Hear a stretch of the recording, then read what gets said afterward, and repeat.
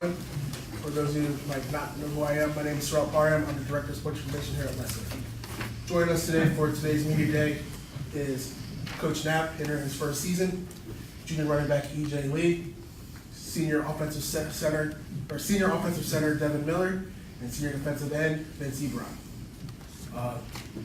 Kind of a little bit of housekeeping stuff that's food in the bag for you guys to enjoy.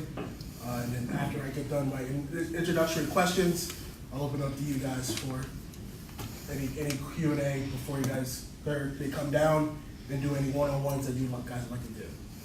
We'll start with Coach Knapp.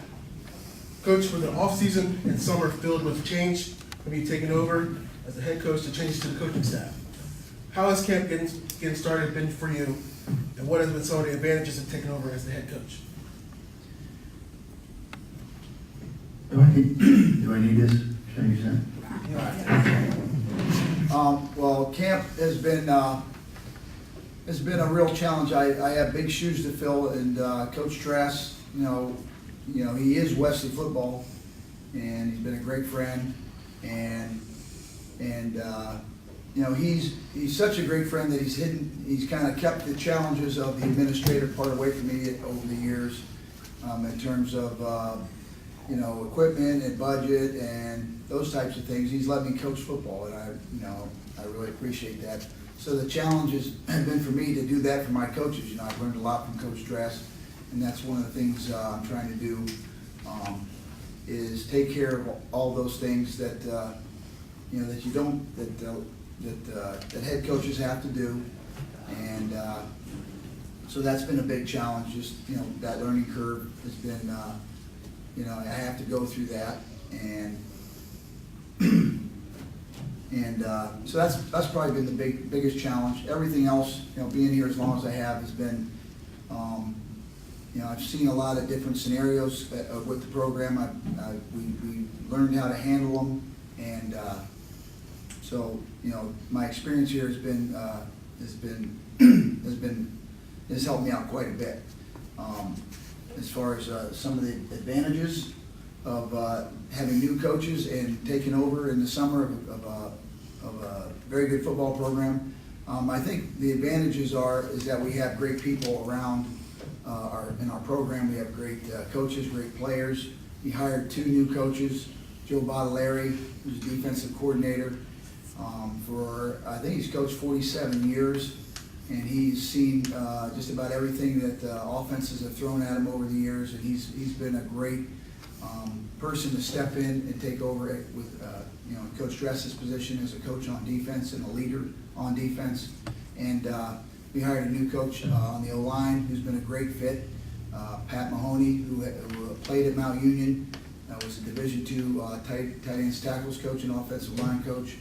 And he's been a great fit for our young guys, and he's also you know, he has an uncle who is a Division I offensive line coach, most recently at Tennessee and now at East Carolina. His dad was Pat's dad was a longtime high school coach, so he comes from a great pedigree. And so those 2 guys, and the fact that they've been they fit right in, have made my job easy. Also, Coach Az and the rest of the coaching staff has been, you know, has always been great. They're our top of the line college coaches, and we've been together a long time. So, you know, having all that support from the coaching staff and great players has been a blessing. You know, you talk about some of your players. You returned several starters from last season. Great core of players, including the players who are joining us today. What are you looking to get out of these players, and also what are some of the other players that you're looking to step up and take a prominent role on the team? Well, we have a great deal of talent on our team. The 3 guys up here, E.J. Lee, Devin Miller, and Ben Sebron. These are 3 of our captains. We have 5 captains, and you know, one of the things we preach is leadership, making the others around you better. And these guys are great examples of that. You know, E.J. Lee has been is probably the top returning running back in the country, at least in my mind, and his work, his previous work last year kind of is a testament to that. EJ is a leader by example and a great player for us. We're looking forward to see what he can do. Devin is the leader of our offensive line. He's on top of being a great football player. He's very does very well academically, and he's a guy who speaks up and definitely makes the others around him better. And Vince is coming back for his senior year. He had a redshirt year, I think it's his 5th year, right, Vince? Yeah. 5th year. And Vince is a leader on defense. He's our defensive end. He's really improved over the years and become a major player on our defensive line. And that's an area where we're very confident that we have some of the best talent in Division III on the defensive line. So these 3 guys have been great. You know, as far as what a coach wants in a player, these guys are a perfect example of that. In terms of other players, you know, on offense, you know, it's great to have Khalid Burrows coming back. Over the years, we've had great quarterbacks, Joe Callahan, Shane McSweeney, Chris Warwick, and we've seen the biggest jump from their first year as a starter to their second year as a starter, and that's going to be, I'm seeing the same thing with Khalid Burrows, and you know, that's going to be a real key to our season. You know, with EJ, we have a great depth at our running back position, and Elijah Mentor, who's a senior, and Abe Mansoray, who's returning from, and you know, we're just very a wealth of talent there with those guys. Our offensive line is led by Devin Miller. We have a couple guys returning, Mo Manuel, who has been, you know, a 3-year starter, I believe, and we have some newcomers that have stepped up, and I'm really pleased with what they're doing. Our tight end position, we're about 4 deep. Andrew Eagle, who's a captain, is a returning starter. Rick Hess and Amir Watson have significant playing time, and Jason Rigby, a local Polytech converted from quarterback, is making big plays in the preseason so far. So we're really strong at tight end. And you know, on the outside, we're looking forward to Alex Kemp returning. We're just waiting for him to come back from Colorado any day now. And we have guys who played last year and made plays last year. Kurtera Simpson, and we have a newcomer, Ruhan Peel, who has formerly played at Rutgers, is showing a lot of promise, you know, as a receiver. He's also played some cornerback. He played 2 ways at Rutgers initially, and now he's that's something we're looking into as well, playing a little cornerback and receiver. So that's the offense. Defensively, like I said, our defensive line led by Vince over here. We are deep and very talented. That's going to be a problem for opposing teams. Nick Glover from Dover High School is as good as it gets on the interior. We have some other guys as well. Cam Miles is coming back to play, and we have a freshman, Tyler Tate, who is a standout. He is from Pennsylvania. I'm blanking on the high school. Defensive ends, we have Shamir Vessels from Woodbridge, and another wealth of talent. So we are loaded, as they say, at defensive end. Linebackers, we have 2 returners, Jason Stewart and Kamal Brown. And we have an interesting new player, Nasir Williams, who is coming to us from University of Connecticut. And he is as good as advertised. He'll be an interesting guy to have out there. He's playing inside linebacker. On the outside, we have Dante Daniel, who's from Joe Callahan's high school, Holy Spirit. And our secondary, we have a bunch of returners there, led by Capadonna Miller, who is an all-conference performer, and you know, he's a big playmaker for us at free safety. Corey Williams is a 6'3", 215-pound safety as well, and he looks he's playing very well on our corners, returning DeQuay Harris, Winbush, and we have John Castro from Dover, as well as Isaiah Mitchell from Middletown. So a lot of local players, you know, in the mix, playing well. But with the new defense with Coach Baudelaire, we're picking it up. Guys are fitting in well, and so I'm real excited about how it's going to play out. Real excited about, you know, all the wealth of talent we have, and how they learn the system and get ready to play their first game. We'll take a break from you, Coach Knapp, and go over to EJ Lee. EJ, you had a great season last season with over 1,800 yards of total offense. What steps have you taken in the offseason to try to replicate the success from last year? Well, staying over the summer with Coach Nowakowski, his workout program has been great. He's been working us like really well, and the whole like everyone that stayed over this summer, we've been competing with each other, staying with each other, and just working hard. You were named a preseason All-America over the offseason by several publications, including D3 Football. Now, what does that recognition mean to you? It's a great feeling. I'm truly blessed about it. But like I feel like our team, we had team goals, and we only made it to the second round of the playoffs last year. So I just want to be able to help out and do as much as I can to help our team achieve the goals that we're looking forward to. Thank you, EJ. We'll move over to Devin Miller. Devin, you're moving over to center this season after playing last season a couple of seasons as a tackle. How has the transition been for you? It's been pretty smooth for me because I played center throughout my high school career. It's the position that I was recruited at coming here, and I played it through my freshman year.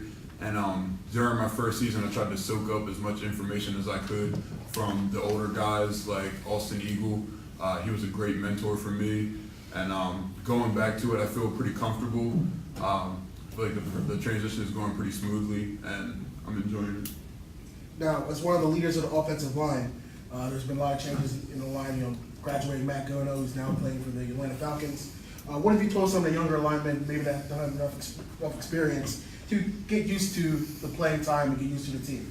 Kind of just based off my experience as a young guy. Like, I've told them to, when we're in meetings, take notes on everything, ask as many questions as possible, study your notes every night, go through your plays. When we're out there on the field, running plays, make sure you're getting mental reps. Watch the guys in front of you, see what they do correctly, see what they do incorrectly. Just attention to detail, sort of things like that. Just try to soak in as much information as possible. Thank you, Devin. We'll move over to Vince Ebron. Vince, you've been in the program for a while. This is going on your fifth year with the program. What was the coaching change like for you and your teammates, and how is the senior leadership and upperclassmen taking on the responsibility of coaching up the younger talent? Well, first, the coaching change, I would say, first from myself, it's kind of different coming back and not seeing dress. Like sometimes, yesterday we had a team scrimmage, and I was looking to the sideline looking for Coach Draxler to play, and I realized it's Coach Bob Larry now, and I'm like, it kind of threw me off for a second in the middle of everything. But I've been talking to a lot of guys, even over the summer, and now that we're back, I talked to them a lot, and they like Coach Bob Larry. He's a great coach. 47 years, like, you can't beat it. You've seen a lot, and like we've been learning from him. He reminds me of Dress a little bit because of some of the things he tells us in practice, like some of the signals we have for defenses. But other than that, it's definitely going in a great direction right now. As far as being a leader for this defense in this year, we just have one main goal, is to just get everyone out of the way and make it to the Stag Bowl. Now, how do you lead the young players on the team in order to maintain some of the traditions that Coach Trask left behind?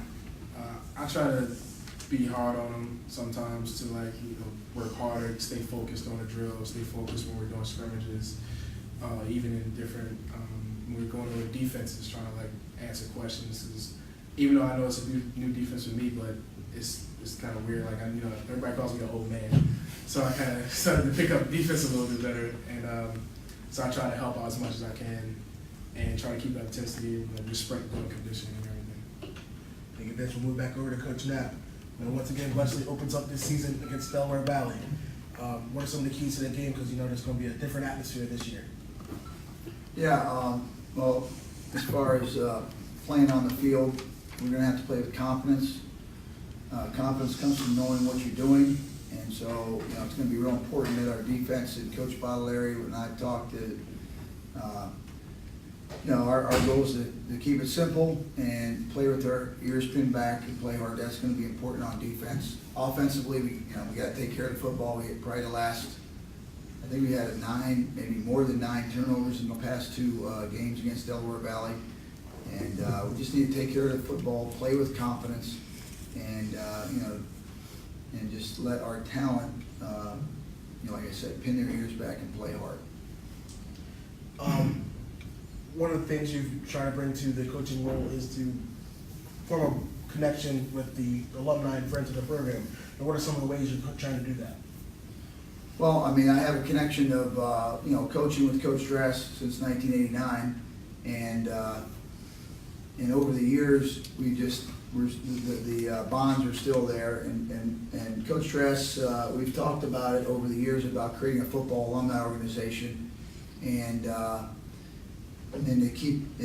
create a vehicle and have events for football and alumni. We have the golf outing, but so I decided to create an alumni organization for football friends and family members. It's called the Dub Club, and you can get information about it on our alumni website. Its the main function is to connect people together on the football alumni and help support and enhance our football program. The other mission of the Dub Club is to help keep Coach Dress's memory and legacy alive in different ways. This year we have a decal we're going to put on our helmet. We designed a little graphic of Coach Dress. We don't have it up here, but it's his finger, 4.5 fingers, and it says MD on it, a little circle, and we put it on the back. Everyone's going to have that. Once we decide on the final team, everyone's going to get that sticker, and we're going to play with that this year. That's just one example that we're going to do with the team, and then we're going to do other functions, that have Coach Dress in mind, and keep his memory alive. The first one we're having, a bunch of alumni are coming back at a formal tailgate. Chris Fruhl, who's a former player in Hall of Fame, Wesley Hall of Famer, and the Nasellis, who are former All-Americans, they're coming back and kind of heading a big tailgate. They're trying to get hundreds of alumni to come back for the opening game, Friday night, August 31st, and that's pretty exciting. And then just having a membership drive to get people more involved in our program in a more formal way. So that's the Dub Club. We're hoping that we're just kicking that off this month. So The release for the Dub Club will be coming out today. We have more information on GoWesleyAthletics.com. A couple more housekeeping things. Our first game, once again, is Friday, August 31st against Delaware Valley, 7 o'clock kickoff.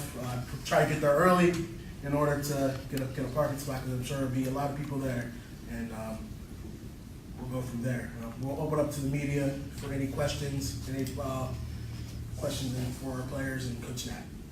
Kevin. Hey, you guys, Kevin Tressley from the News Journal, DelawareOnline.com. Hey, Chip, let me ask you this first. Vince kind of described almost kind of like a moment he had where, they say sometimes these things, they kind of hit you, with a certain moment. And it sounds like you kind of had a moment where Coach Drass's absence kind of hit you in that scrimmage. I like the way you described that. I'm sure you've had a bunch, but have you had a couple moments like that where it really kind of hit you? Obviously several months after. What have some of those moments been for you? Yeah, well, I have them quite a bit. Yeah. Coach Dress, I'll see someone that we have a connection with back in the day. I'm like, hey, guess who I saw? I'm going to pick up my phone and call him. Coach Az and I were in the office discussing something that Coach Dress would be talking about. We just stopped at the same time. He said, isn't it weird Coach Dress isn't here? It's just surreal how he's, we expect him to be in this conversation and leading the conversation about whatever we were talking about. But they come at me in waves. Like, I'll just hit me and be, and expect to see Coach Dress coming through the door at any minute. And then you get busy, and then you're taking care of your daily tasks and things like that. And then you'll stop, and we'll just hit you again. So on the field as well, the same thing. But we're waiting for him. We did some conditioning, our horns that he's famous for, and we just waiting to hear his voice at the beginning of that conditioning that we've done every year for 25 plus years. And so those moments, there's been many moments like the ones on the field and in the office, and just out doing. And me and my wife were close. My wife is close with him too, and she'll say, she'll have the same moments as well. We had one last night, actually, so we can talk about that. When those happen, does it leave you with a feeling of sadness or more of a feeling of, hey, that's nice that we kind of still have these constant reminders? No, I mean, it's still sad. Yeah. It's still sad. I just, it just hits you like you're just so busy with life, and then you take a moment, you have some, and it just hits you, and it's not a good feeling. Okay. We miss them. Any other questions from you guys?